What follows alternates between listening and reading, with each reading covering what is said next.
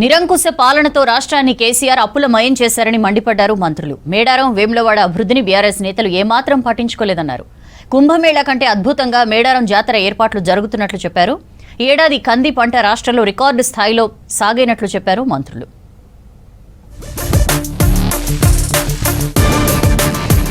ఈ ఏడాది వానాకాలం సీజన్లో కంది పంటను కనీస మద్దతు ధరతో కొనుగోలు చేస్తున్నామన్నారు మంత్రి తుమ్మల నాగేశ్వరరావు. ఈ సీజన్లో రాష్ట్ర వ్యాప్తంగా 4,99,393 ఎకరాలలో కందులు సాగైనట్లు చెప్పారు. కందులు క్వింటాకు 8,000 కనీస మద్దతు ధర నిర్ణయించగా ప్రస్తుతం మార్కెట్ ధరలు 7,200 వరకు పలుకుతుందన్నారు. కందులను మార్కెట్ సెంటర్లలోనే విక్రయించాలని చెప్పారు. కంది పంటకు మద్దతు ధర కొనుగోళ్లు 2025 డిసెంబర్ 27 నుంచి ప్రారంభమై ఈ ఏడాది మార్చి 26 వరకు కొనసాగుతాయని చెప్పారు. రాష్ట్రంలో మొత్తం 82 కొనుగోలు కేంద్రాలు ప్రతిపాదించగా ఇప్పటి వరకు 13 కేంద్రాలు ఓపెన్ చేశామన్నారు. నారాయణపేట జిల్లాలో కందుల కొనుగోలు జరుగుతున్నాయని తెలిపారు మంత్రి తుమ్మల.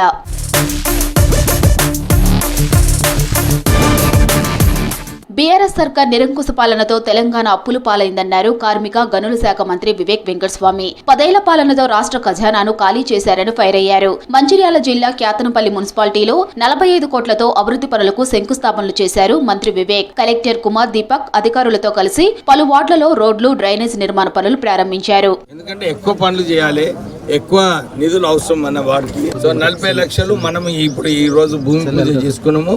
మనం ఈ పనులు కూడా స్టార్ట్ అవుతుంది. టీఆర్ఎస్ వాళ్ళు వస్తారు, ఈ నిధులు నేనే తీసుకొచ్చాను. ఎవరైనా ఆపిన వాళ్ళు 10 సంవత్సరాలు చేయనీకి అవునాగా. బీఆర్ఎస్ హయాంలో మేడారం, వేములవాడ ఆలయాలను నిర్లక్ష్యం చేశారన్నారు మంత్రి సీతక్క.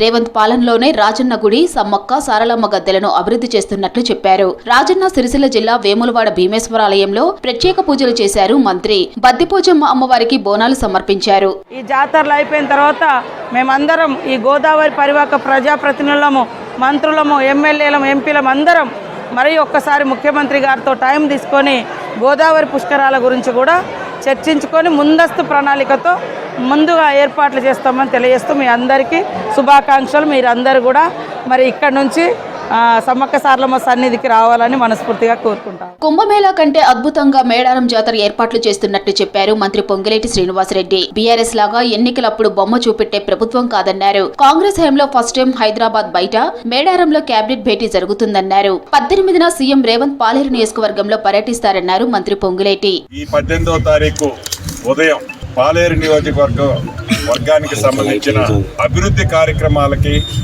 ఫౌండేషన్ స్టోను, ఓపెనింగ్ స్టోన్లు కూడా చేయటం జరుగుతుంది.